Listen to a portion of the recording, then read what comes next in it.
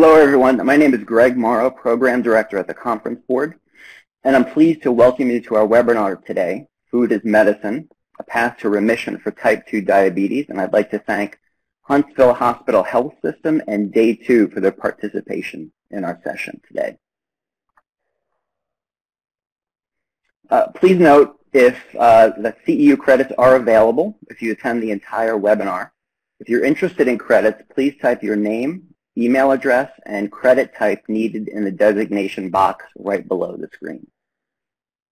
If you wish to earn CPE credits, please also check the 3 pop-up boxes that will appear throughout the program. So in our webinar today, we're going to be talking about 3 critical issues and answering questions on practical application of gut microbiome profiling for people with metabolic syndrome, how food as medicine enables a path to remission for diabetes, and a case study on clinical outcomes and cost savings for the 5th largest health system in the United States. If at any time during the presentation you'd like to maximize the PowerPoint screen that you see, there's a box directly above it, a little bit off to the right, with 4 arrows pointing outward. That'll maximize in case you have any trouble seeing the PowerPoint. I'd like to welcome our presenters today. Josh Stevens is president of Day 2. He has responsibility for the strategy, implementation, and growth of the U.S. market. Originally from Boston, Josh lives in California, coaches Special Olympics, and serves on the investment and audit committees as a trustee of the Presbyterian Pension Fund. Andrea Rossler is vice president of human resources for the Huntsville Hospital Health System and has been with the organization for the last 26 years. She has a BBA from Millsaps College and an MBA from the University of Alabama at Birmingham. And Linda Donovan has been with the Huntsville Hospital Health System for 29 years and is the Director of Employee Benefits. She has a BA from the Alabama Agricultural and Mechanical University. We're going to take questions at the end of the presentation. We're going to have a Q&A session towards the end for about 15 to 20 minutes. But please do submit any questions that you have in the question box you'll see right below the pictures of us.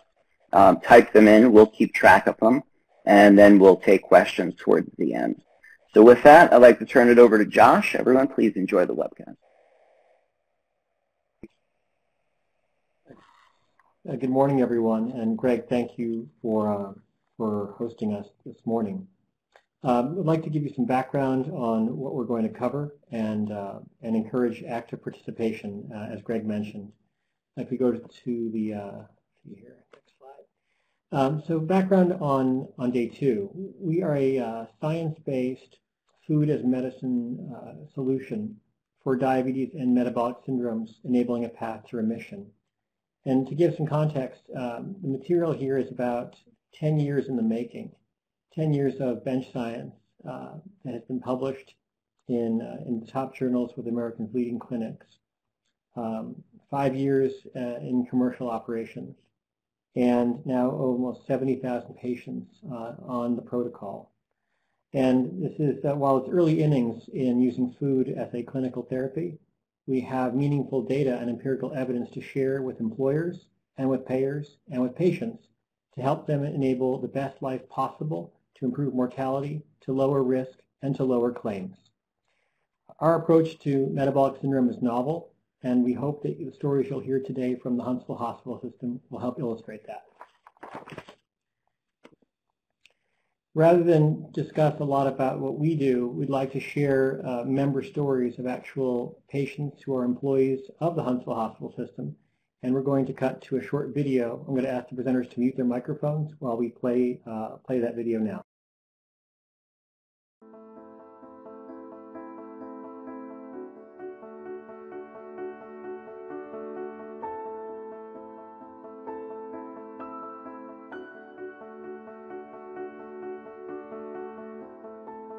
My name is Cindy Towers McCombs. I am a nurse, a certified wound and ostomy nurse here at Huntsville Hospital.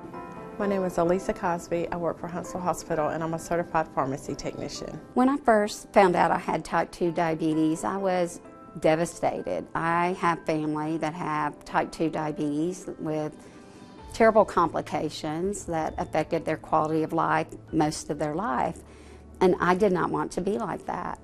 So I knew there was something I had to do. When I found out I had type 2 diabetes, I was afraid in the beginning because it made me think about my childhood, watching my loved ones, have limbs amputated. My grandfather had his leg amputated. My grandmother had a massive heart attack and died due to complications from diabetes. Before day 2, when I would eat, and not really even overeat, but just eat certain foods, my head would be foggy. I would be tired. I just really had a hard time functioning. And now with day 2, I can eat an amazing different types and amounts of food, and my head is clear. I have more energy. I can do anything I want. When I first found out about day 2, I was thinking that I was going to have to be on a strict diet and then not be able to eat my favorite foods. But once I got into the program, I realized that I could eat the foods that I love. We tweak them a little bit, but it allows my blood sugar to stay in control. My A1C was 7.2, and after a few months on day 2 and learning how to use food as a medication to help control my blood sugars, I got my A1C down to 6.4. So it's made a real difference in how I feel.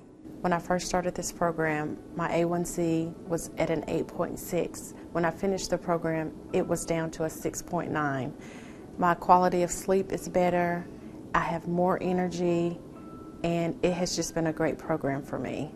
I would absolutely recommend this program to someone with type 2 diabetes. It is life-changing. Oh my gosh, it brings tears to my eyes, but it's been great. It's been phenomenal for me.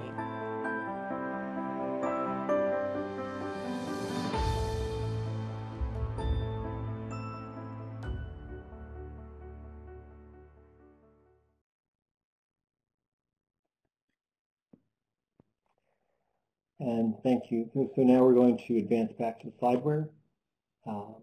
And those member stories are from members of Huntsville, from Andrea and Linda's team, and they'll be addressing how their program works shortly in the program.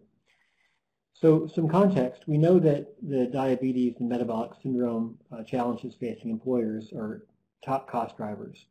We also know that for most employers who are on this webcast today, approximately half of your employees are affected by metabolic syndrome, primarily with prediabetes, type 2, and with obesity. And if we can find a way to use food as medicine to provide a cost-effective way to mitigate this population's health risks and costs, we think that's a solution that members of the conference board would be interested in. We know that employees with diabetes are 4 times more expensive than healthy employees. And we know that by and large, this is behavioral and largely preventable. We also know, and this is new information for most folks, that the impact of food as medicine can be profoundly greater than that of the existing standards of care. To be clear, we are not suggesting that anyone go off of existing standards of care, but as an augmentation to what's already there. The impact of food as something that people have to consume far more than prescription drugs can have a profoundly deeper impact and sustainable impact on risks and costs.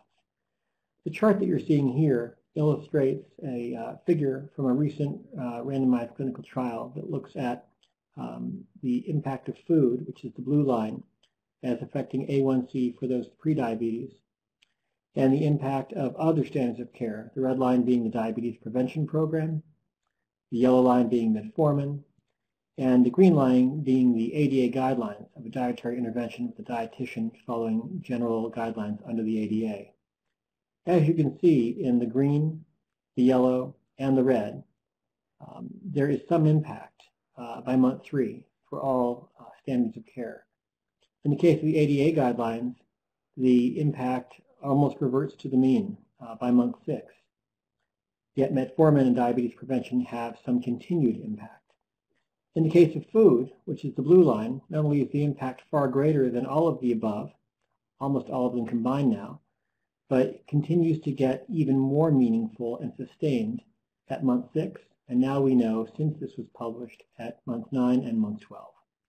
The opportunity for food as an adjunct to existing standards of care, when it can be personalized to the patient, to the employee, can have a much greater impact than the legacy modes of dealing with diabetes and metabolic syndrome. If there's one key takeaway that everyone from today's webinar could glean from the science and the new information that is being presented, it is that people respond differently to the same food. This flies in the face of conventional nutrition science and ADA and AMA guidelines that give a general dietary guidance for food pyramid, for carbs, proteins, and fats, and for how people should be eating. What we now know in science that has been published over the last decade and continues to come out with even greater and more refined insight is that for almost any food with any degree of carbohydrates, the response to that food will be highly varied. What this tells us is that it doesn't matter if food has carbohydrates or not. It doesn't matter what the glycemic index, which is an average, suggests the food might be or not be, but rather it matters to understand how people will respond to the food that they are eating, knowing that everyone responds differently. And in order to know that, they must be profiled. And that's part of what we'll discuss today in the solution that Huntsville Hospital is using. The figures here on the slide show for one standard meal, which is a bowl of oats, the glycemic response that each person had 2 hours after eating the meal. And what you can see is that each person's response was not only different, it was meaningfully different. Some folks had significant spikes, others did not. Some had troughs after their spikes, others did not. Some had almost no reaction. This is meaningful not just for oats, but for almost every food that we have tested in our clinical research and that we see now in the field with our tens of thousands of patients. It's not about giving generic food guidance.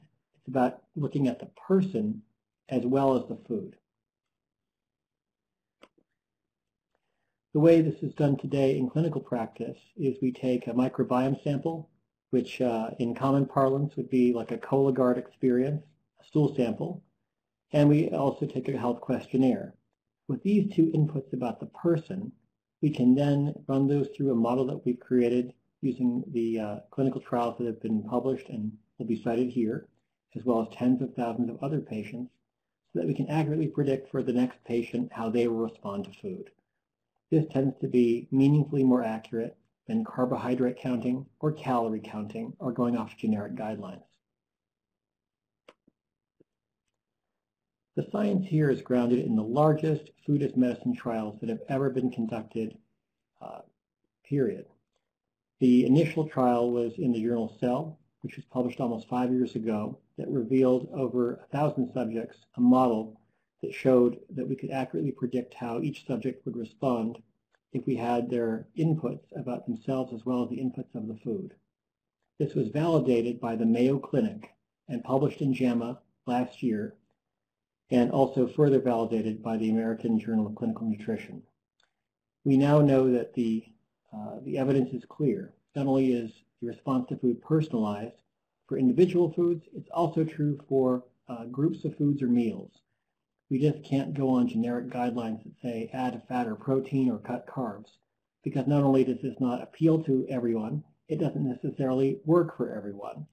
And so we must profile the patient member, understand who they are and what they have in their gut microbiome, as well as understand their other anthropometrics, and then we can accurately predict for them how they'll respond to food. It's notable that the ADA is now recognizing the science as meaningful and impactful to their standards of care, and we are in active discussions to further share and collaborate with the ADA all of our research so that they can include the science in their continuing education for their practitioners and in their guidance to clinicians.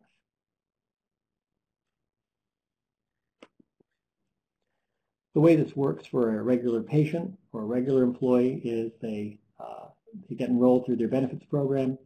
They provide a sample, Cologuard style, fill out a questionnaire, and then they have results returned through a clinical visit through telehealth with a dietitian. They will be offered a CGM, a continuous glucose monitor, to validate their results, to actually show the patient member that what they are being suggested is good for them actually is good for them. And this reinforces an education for the member to see that they're, in fact, very personal and not like their spouse or their colleagues in terms of food that works for them. Ongoing telehealth and remote monitoring helps support the patient member in their experience, and reporting is provided quarterly to employers.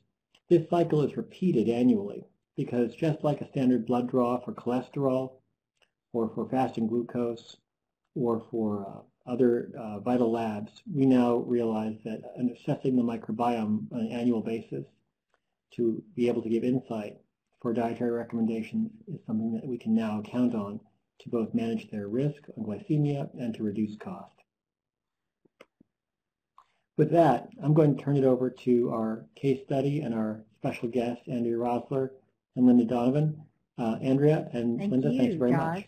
Greetings from Alabama. And we had to let everyone know that we are the home of the Crimson Tide, just in case y'all didn't remember, and my colleague here is wearing her crimson to know that. We are located in Huntsville, Alabama, which is just about 15 miles south of the Tennessee line. We are the home of the Rocket City, where the Apollo mission rocket propulsion was created and developed, where the human genomic progress for medicine at Hudson Alpha is also available, and you cannot throw a pebble without hitting a PhD in Huntsville, Alabama. So for those of you that don't know our area, we just wanted to give you a little bit of background about where we are. Our hospital, its mission is to improve the health of those we serve, and in order for us to do that, we know we have to have the best employees. We have to make sure that they are competent to do their job, they feel confident, and that they are healthy, so that they can also do their best job every day, and we can have a high reliability organization, which is our goal. So I'll introduce you next, Greg, if you'll do the next slide, please. We have 14 campuses across the northern Alabama area. We are in the top 5, we're third actually, I said 5 yesterday, of the publicly owned health systems in the United States, which is a little bit hard to believe being from a small state like Alabama, not very populous state.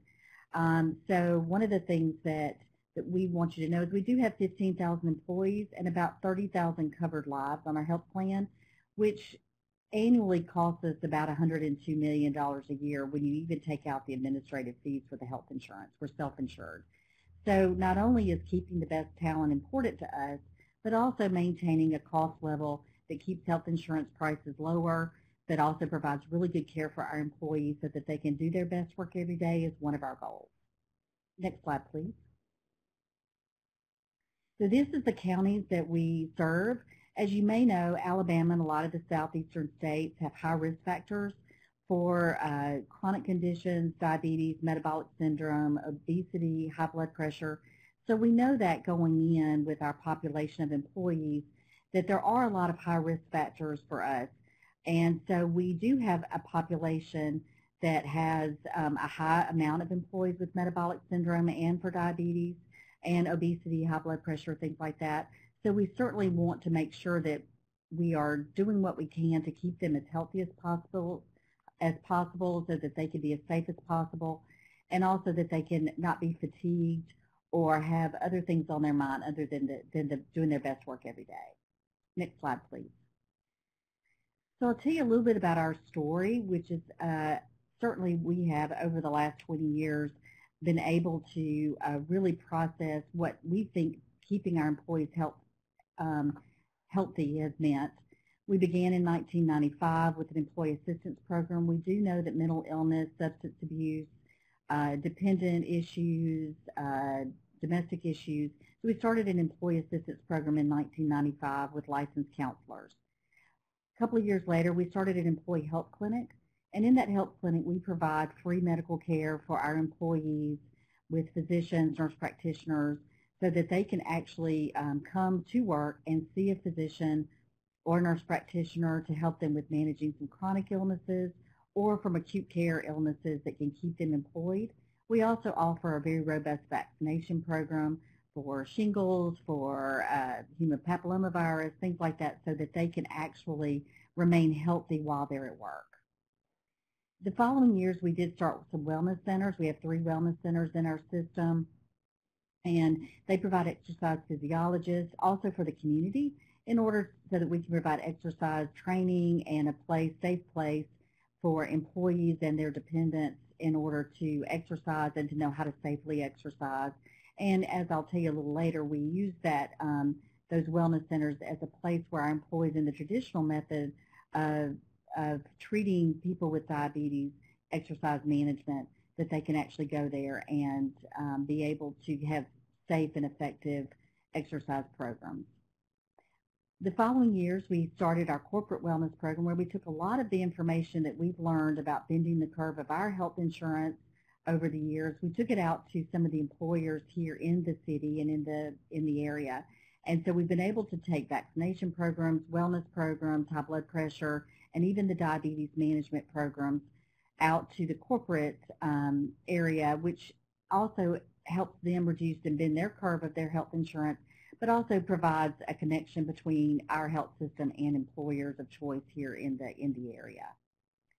Following that, we did increase our disease management programs. Ironically, our CEO, David Spillers, and his wife, Cindy Spillers, were part of the Asheville project. They came from Asheville, North Carolina, and Cindy, being a certified diabetic educator herself, actually was part of a study that looked at how the City of Asheville employees, using the traditional methods of the American Dietetic Association and the Diabetes Association, learned how to reduce absenteeism, presenteeism, the prevalence of increase of coronary artery disease for the City of Asheville employees. And I think that's a very well-respected study. And of course, when we have our CEO and his wife that are intimately interested in that sort of research and saw what it did in Asheville, we adopted a lot of those principles here and started a diabetes management program, which we'll tell you a little bit about as well. And then following that, we now have actually increased so we can do some predictive analysis and of our employees and their needs for chronic disease management or to improve their health. And that is a health risk assessment and biometric screening. So we have over 80% of our employees that participate every year. It's a voluntary program, but they do participate every year so that they can get their hemoglobin A1C, some of their other blood work done, their height, weight, things like that, blood pressure, and then they can track it through a portal so that we can see every year and they can keep track of how they're doing, what they've done, and we've actually taken that out to some of the industry as well. Next slide, please, Greg. So the traditional approaches to treating employees and their dependents with diabetes involves the ADA guidelines. So as you can tell, that was diet, exercise, medications, and there are many, many medications now out there, not just insulin, that can be helped to create a better outcome for continuous glucose monitoring, to keeping glucose levels at a healthy level. And we have spent a great deal of time and money working with our employees with great success using these traditional methods. But one of the things that we really started to think about was, is there a better way to do this? Because as you know, medications that are used to treat diabetes are very expensive. Many of these are specialty medications now, and insulin itself has increased 14% just over the last year in price. So what we wanted to look at was were there some other options besides pharmaceuticals. Next slide, please, Greg. So as you know, or may know, when the FDA looks at prescription drugs, they're not really personalized to the person. So as you can see from the chart, that in these medications that you can see on the screen, they often are randomized and only have effects on a very small number of the population that is used. And then they can receive FDA approval showing that they are effective, but they're not personalized. They're actually more generalized to a specific population. So the blue dots represent the small number of participants that are in the trials for prescription drugs, but there's a large population of people that we don't know if it will have the same level of effect. So we're spending a great deal of money, in our case, millions of dollars, on some of these medications that we may or may not know if they will have any kind of effect on treating our employees and their dependents. Next slide, please. Oops, one more back. There we go. So if you look at our population, we have 15,000 employees and about 30,000 covered lives. About 2,800 of our employees have some form of metabolic syndrome or some form of type 2 diabetes. So that's a good number of employees that we have that cost a lot of money on our health plan, and they may or may not be effectively served by the medications or the diet or the exercise. So our current Health Matters program for diabetes had a reduction in hemoglobin A1C, which is a pretty good metric for showing glucose control over the last few years. We went from 7.32 to 7.01. But we also wanted to look and see were there other mechanisms that maybe could help our employees achieve remission in their for their type 2 diabetes. And as I said, our CEO and his wife are very active in certified diabetic education. So they came across, and we've partnered with Day 2 to look at a turnkey approach to do a study to see if there was some way to have food as and coaching and training for our employees that they could then we could use that as part of our program to help people achieve remission, to be healthier, to be safer in their job. And so we did find that with Day 2, and we started a trial program last August, and I'm going to turn it over to Linda Donovan, who's our Director of Benefits, to show you how it went, to tell you a little bit more how it went. Next slide, please. Thank you, Andrea. Good afternoon. I'm Linda, as Andrea said, and I was the coordinator or the on-site contact for Day 2 in our trial program. The slide on the screen right now shows you the 4 steps that the program entailed. It was a simple program for us to implement. It was easy for our employees to adhere to their criteria. It was a turnkey solution and frankly a solution that we had never heard of, and honestly was skeptical about that food could actually turn, their A1C around. You'll see the 4 phases of the program or stages on the screen. So we started with enrollment or recruitment. Then we slipped into step 2, which was the profiling of our employees.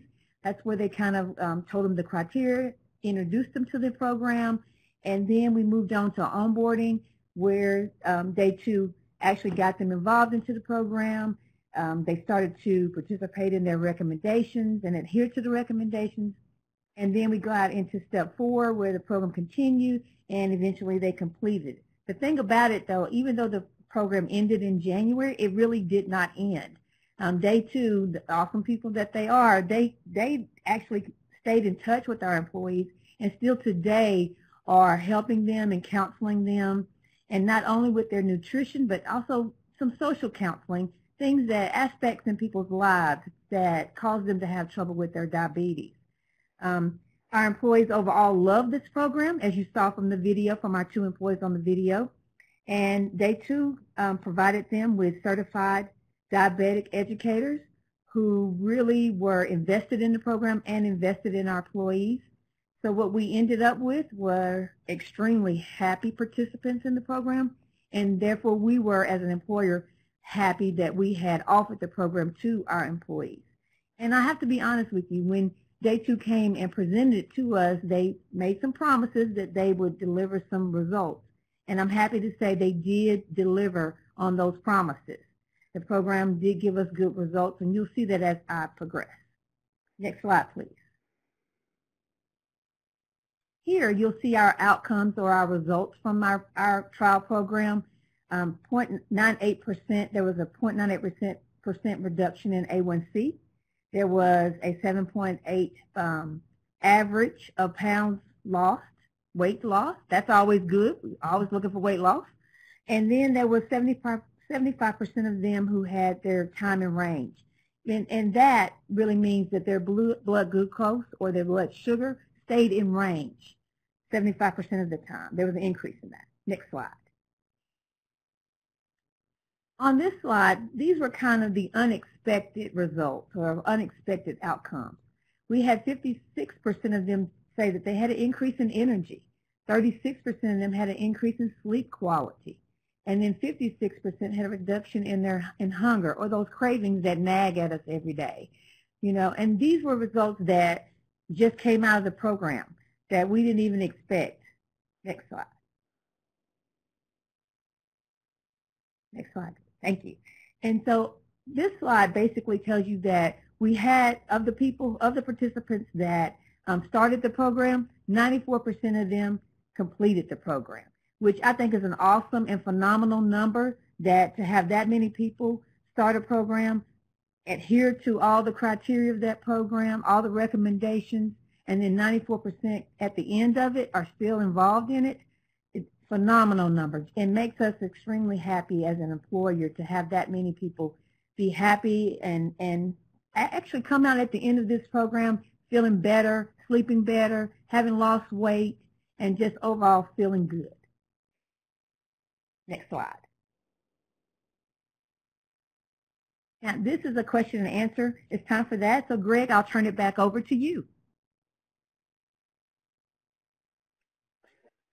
Thanks, Linda. We have a lot of questions that have come in, so we have a rich discussion coming in. But we'll keep track of any others that come in, so please do type them into the question box as we go.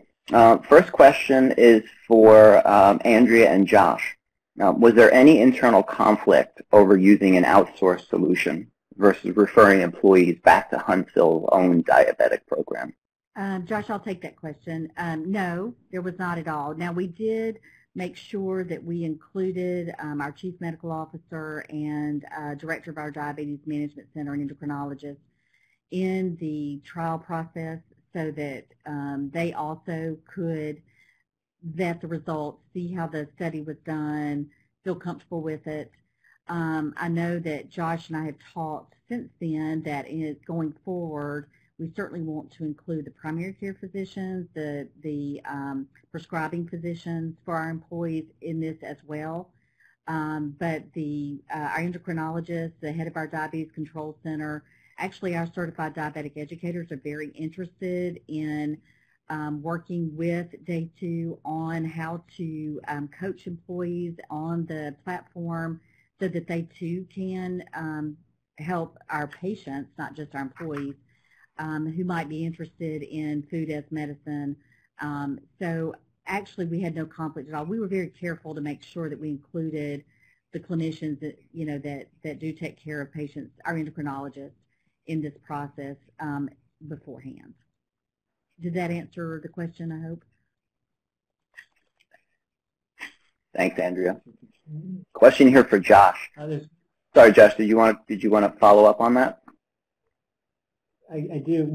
Yes, please. There's one, it triggered something for us, which is we learned with Huntsville, and we've learned with half a dozen other hospital systems around the country, which is Day 2 seeks to be a partner to health systems to enable and train and certify staff on the front lines to implement the protocol. We can do this turnkey for employers if they don't have staff to implement a diabetes program, which many employers do not. But in the case of a health system, we have found unusual strong feedback from health systems around the country who say, this is a set of tools we can use to help augment our existing diabetes control program using the food as medicine component that they may not already have. So I just want to make that clear. We seek to align and support existing providers and practitioners, not compete with them. Thanks, Josh. Following up on that, there's another question. What are the negative side effects to the food as medicine approach, if any? So I can start with that, and then Linda and Andrea, you can speak to whatever you've seen on your side. We don't see any known clinical negative side effects. In fact, just the opposite. To be clear, the protocol calls for matching food to people so that the food that they are eating brings them into control. The average recommendations start with the existing behavior of the patient member and add back carbohydrates, add back carbs that work for the person. This is profound and unusual because most existing care plans eliminate carbohydrates. What we are learning is that carbohydrates aren't the enemy and aren't the actual problem. It's which carbohydrates work for which people is the problem, and what Day 2 is able to discern is to match the right food for the right people so that they can actually have a balanced diet and bring carbohydrates back into their life and maintain glycemic control. So this is the negative side effect for legacy restrictive diets. You could think of this as a diet of addition versus a diet of subtraction.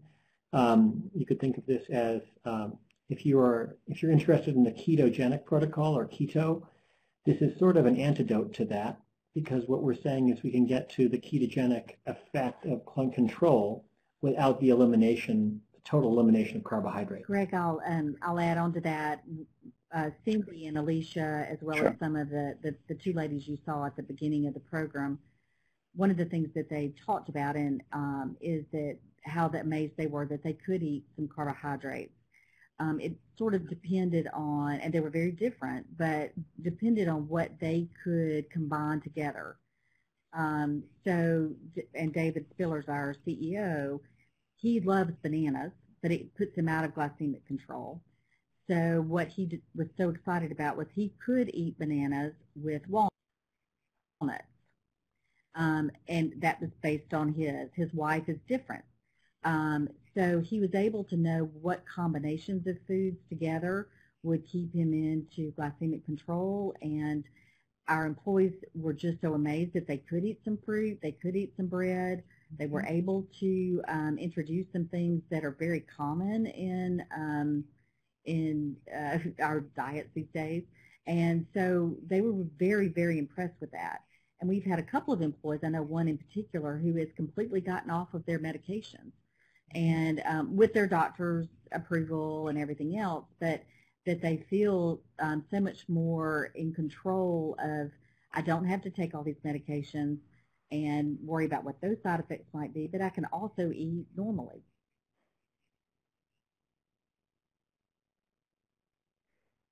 Excellent.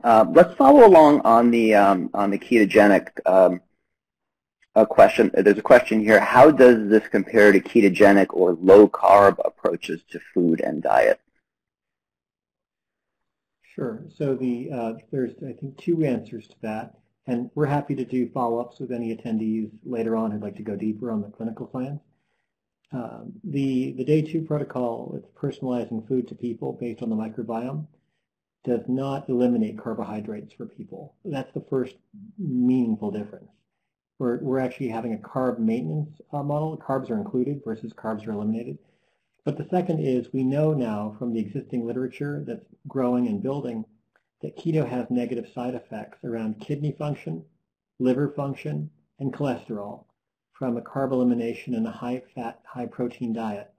It also has negative side effects. Keto has negative side effects for inflammation.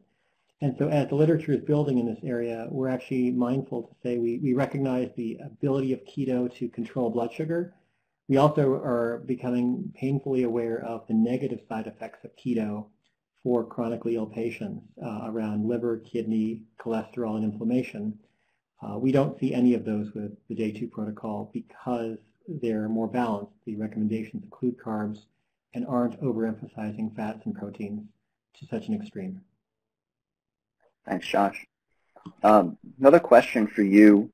There's a new article in the Journal of General Internal Medicine that states that the dietary recommendations are a significant challenge for a person with type 2 diabetes. Does Day 2 help this way? Are people more adherent to the meal support? Yes, the article that is it's being referred to is regarding the standards of care for dietary recommendations, which we would call out as generalized and legacy recommendations. What we are working with the ADA on is to revise those so that recommendations are always personalized, number one, for better impact based on microbiome profiling at a minimum. Second, our adherence rates tend to be 4 times higher than any dietary intervention we've seen, and that is because we are seeing the addition of carbohydrates or the maintenance of carbohydrates as a key factor. If people are told they can't eat something entirely, it's going to be very hard to adhere. We would call it an unnatural act. However, if people are told they can basically eat the same kinds of meals and make tiny changes, 1 ingredient per meal addition or 1 ingredient per meal subtraction, this is a much more modest and reasonable and attainable approach to food. And so that's how we're trying to help patients sustain and maintain their progress of glycemic control, is through tiny changes of their existing behavior with carbohydrates and not eliminate categories of food. But in order to do this, we must profile the patient and get their microbiome or their stool sample. Thanks, Josh. On that track, were you able to look at any secondary effects, positive or negative, of day 2 for patients with autoimmune diseases or other underlying conditions? Short answer is yes, we're seeing incredible deep reservoir of secondary positive side effects. I want to be careful about what I speak to here because we don't want to make claims that we shouldn't be making without certain clearances. But I will say that if anyone would like to follow up deeper on that, I'm happy to do a briefing with our science team. What I can tell you is the secondary side effects we're seeing that are across the board include weight loss as a reasonable side effect of glycemic control. We aren't a weight loss program per se, but we know that when a patient is in glycemic control, they drop weight, almost always.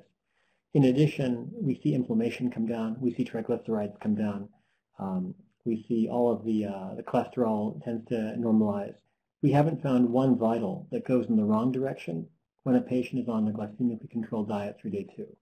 And this is now through our tracking of tens of thousands of patients. This is why we're excited. We think it's an adherable protocol with carbohydrates that doesn't drive negative side effects. While we're on that subject, Josh, a question came in as well about, does the program work for weight loss as well as diabetes? I know you talked a little bit about that, but could you go into a little bit more depth? Sure. So we've been very careful in that we are reluctantly and perhaps too modestly recognizing the weight loss impact here. Weight loss is a consistent side effect and outcome, we say a secondary outcome of glycemic control. The reason we say this and put it this way and bury the lead on weight loss is because we think there's a lot of garbage in the market on weight loss, and we think there's a lot of bad vendors in that category who are more focused on transactions than on lifelong impact. And so what we have tried to do is help more people with chronic conditions with a sustainable, easy solution that matches food to them, and the side effect is weight loss and maintaining that weight off so there's not a yo-yo effect, because the food that they're eating is not allowing them to have glycemic spikes because we're matching food to the person. Therefore, they're not giving themselves the chance to store the food as fat. Therefore, they're not allowing themselves to gain the weight. In fact, typically they're staying they're at or below where they were when they started, because they were in glycemia for the program, and now they're controlled during and on the program. Thank you, sir. Question for the entire panel.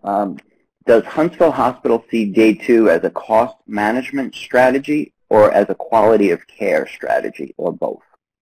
I'll take that, Greg, but yes, we see it as both. So it's an employee recruitment and retention tool. So because if we care for our employees and we provide a benefit for them and they can help, then it's that piece. It's a quality of care piece in the sense that if you have healthier employees, you are, and by extension even maybe some of our patients, then yes, it's quality of care. It is a cost reduction. We've been able to, we showed in 2010 with our initial diabetes management program that the actuary was able to demonstrate that it's a little hard sometimes with healthcare costs because there's such variability in those.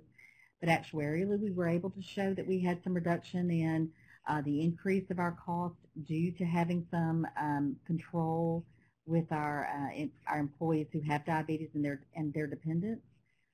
So I would say it's cost, it's quality of care, it's retention of our employees, and probably the most important to us is its safety. What we produce is consumed at the exact same moment with our employees. And so as Cindy and Alicia were talking about, if they are not foggy, or if they're more compassionate, they're not fatigued, they are able to think clearly, then we're no different than the nuclear power industry or anyone else. We need people to be able to come to work and to feel that they are in their best shape, that they can think clearly, that they're confident. And so we do see it also as a safety and a patient safety initiative by having our employees, and particularly those that are dealing with metabolic syndrome or type 2 diabetes, that they are able to be in more control and be healthier. Following up on that, I believe this question came in, Andrea, while you were presenting, but either you or Linda spoke about sleeping better. Can you talk about that for a minute? Yes. I think that was just a side effect that we actually did not know that was going to happen. That was an outcome and a result that was just phenomenal that came from this program. I think because, you know, and I'm not diabetic, but if you listen to Lisa on the video, she talked about how she did not sleep well when her A1C was high. So because they were able to lower it, then her quality of sleep got better.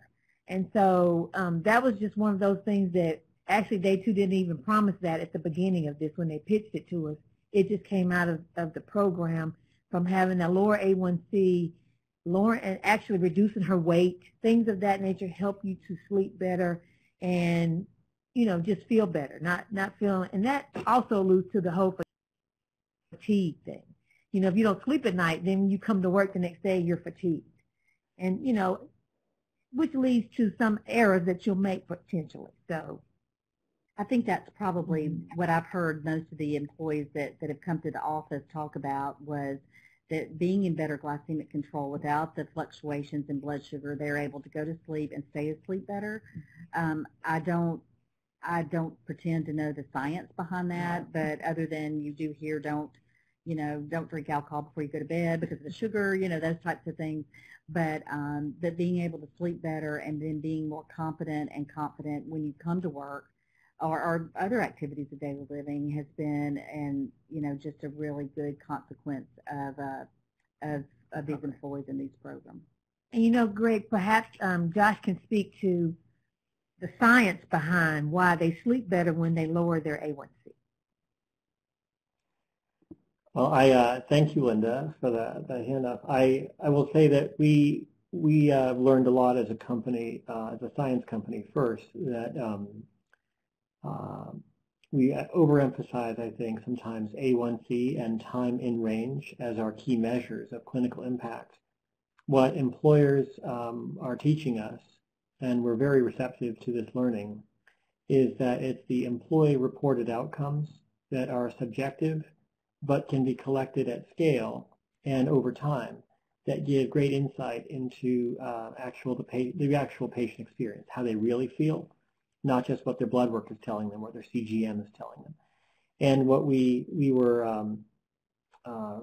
learned is that in case after case, employer after employer, and even with payers now, we're seeing that sleep is a top 3 reported side effect for sleep improvement from the member.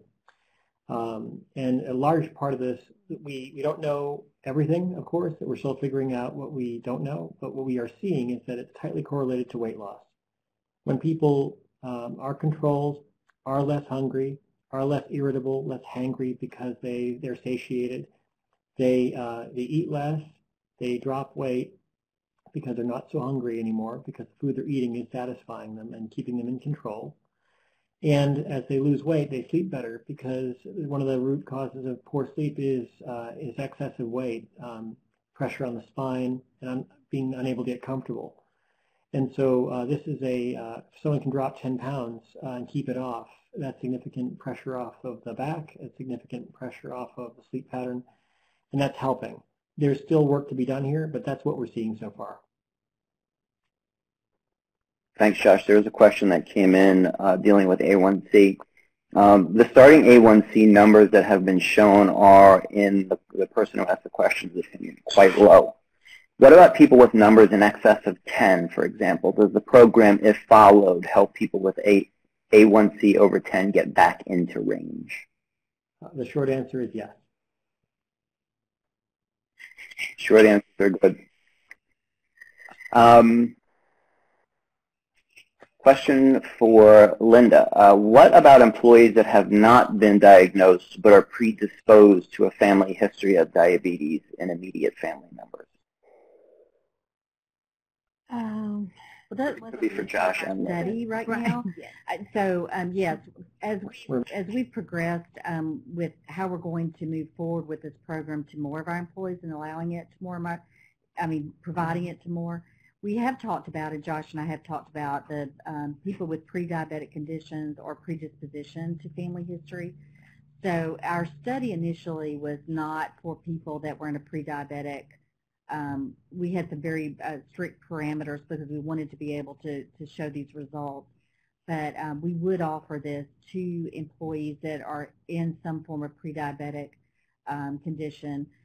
I'm not real sure how family history promotes, I don't know that piece yet. Josh could probably answer that, but we have decided that we would offer this for people in a pre-diabetes situation without the A1C as high as they've been now.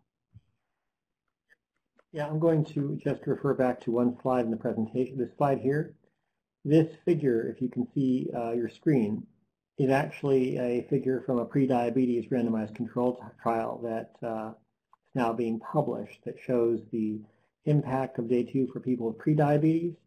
And in particular, I would call out the red line, which is the Diabetes Prevention Program benchmarks from the established literature over 6 months. So we're seeing that we've been asked by employers, can this be a 2-for-1 for diabetes and pre-diabetes? The answer is yes. We followed up in those initial requests by actually conducting our own pre-diabetes RCT against the standard of care, and that will now be shared and published with anyone who'd like to see it. But the impact, as you can see in the chart, continues to improve at month 6. And what we've learned since this was produced is that it's sustained at month 9 and 12. So we see this as a path for people with prediabetes to get to remission and stay out of type 2 altogether, and ultimately get out of prediabetes as well. I hope that helps. Thanks, Josh. We have 2 questions that are kind of related, so I'm gonna ask them at the same time. This program has been presented as a way to help employees. How about for outpatient use? Is that something Day 2 does? And then a related question is Day 2 available for individuals or only through employer-sponsored programs? If an individual would like to purchase Day 2, they can go to the website, and we have an individual offering. We don't market it. We do respond if people ask. It's there for those who are self-motivated individuals, but we're focused on employers, payers, and providers. We have over 200 providers, and almost we have a half a dozen health systems, and we'll have a dozen shortly coming online, who are looking to offer this now to their outpatient communities because they've realized if it works for their employees, it drives an outcome and it's sustainable, so that we can peel off medications, peel off insulin, and get people into remission, that they should be offering it to their population. It's particularly attractive, we're hearing, to capitated populations such as Medicare Advantage, Medicaid, as well as fully insured populations. Thanks. Another question for you, Josh. Does Day 2 work with payers as well as employers? Yes, we work with America's largest payer as well as employers we focus on the self-insured community, and then we reach the fully insured through the payers. Got it. And is this a fee-for-service program or a fee-for-outcome program? We are committed to healthcare reform, and we believe in fees for outcomes. We believe that we should not get paid unless we deliver a result, and we look at A1C impact and sustaining that as the key to our value proposition. If we can't help your population get a better A1C and maintain it, we won't be asking for fees. You were talking about foods earlier, and a question came in that I thought was interesting. how do you address the influence and impact from the food industry's marketing of, quote, healthy foods, which are not necessarily healthy, but designed to make a profit?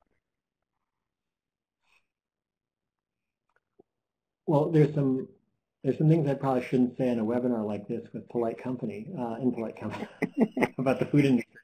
But I will say that the answer to the question is we are independent of the food industry. We aren't here to promote one food over another. We're here as a clinical company to match the right food to the right people, to both balance nutrition for them and to maintain glycemic control. What we're learning is that one size does not fit most. Food is extremely personalized in terms of how people process it. And we've been asked by many food companies to push one food over another in our database or recommendations, and we just can't do that. What we can do is we can say, here's how those foods will respond to each patient. And then if they don't work for that patient from a glycemic control perspective, we can suggest combinations of what works for that patient. And a funny example of this came up recently where a food nutrition company had a food product, a meal substitute for diabetes, asked us to recommend it for everyone, and we actually put it through our database of patients and found that it didn't really work for everyone. It worked for many people, but didn't work for everyone. And so we're committed to actually matching only the foods that work for people to get them into control, or make adjustments to those foods through combinations that can maybe bring them into control. So that's a long answer, but I hope that helps. Do you see insurance companies implementing these programs as part of their plans? Yes. Insurance companies have approached us already, and we're now working to bring that to market in the coming year. Excellent.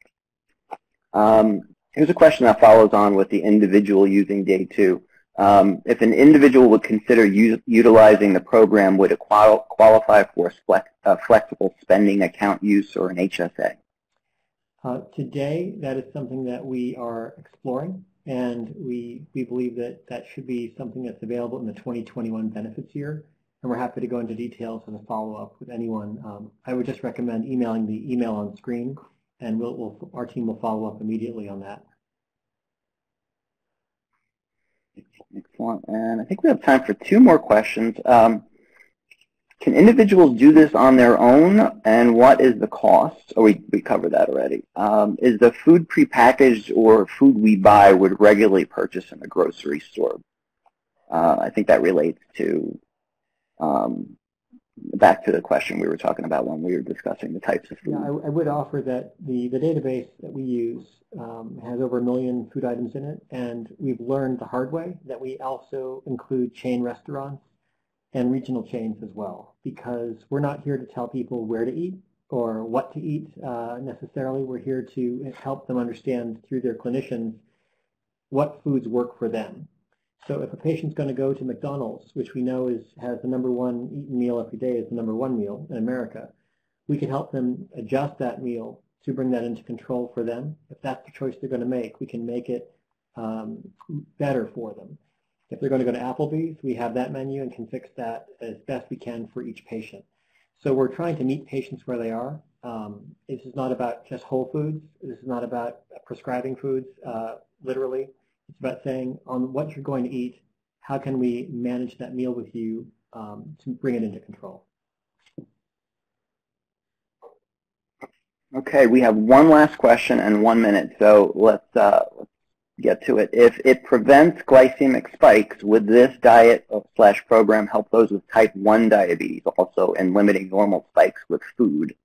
Would that be helpful to them? The answer is it is helpful. It will be helpful to them because we have found the protocol is so effective at bringing people into control that we are not yet supporting people with type 1, because if they're titrating insulin and they're now having a personalized diet that brings them rapidly into control, the combination of the two could lead to a hypoglycemic event, which we're trying to make sure doesn't happen. So until we can factor in titration of insulin, we're not actively supporting type 1. We're working that into our model. We will have enough data soon to support type 1s, and we look forward to doing that and announcing more in 2021. And if anyone would like to talk further about type 1, we're happy to take those questions, again, through the email on your screen. All right, and with that, we are at time. So I would like to thank Josh, Andrea, Linda for your time today. We really appreciate you sharing all the information and your work with us. Just want to make a couple of announcements before we close. Our Human Capital Insights podcast series is a great resource for talent executives wishing to address challenges and stay informed about current issues across the entire spectrum of human capital. You can register for those events at conference-board.org/podcasts. And lastly, if you use code KN1, everyone attending this webinar is entitled to a $300 discount on our upcoming Employee Healthcare Conference, which is virtual, from June 24th to July 2nd, and our Maternity Through Elder Care Seminar, November 9th and 10th in New York City. So with that, everyone, thanks so much for your time. We really appreciate it. Have a great rest of the day. Thank you.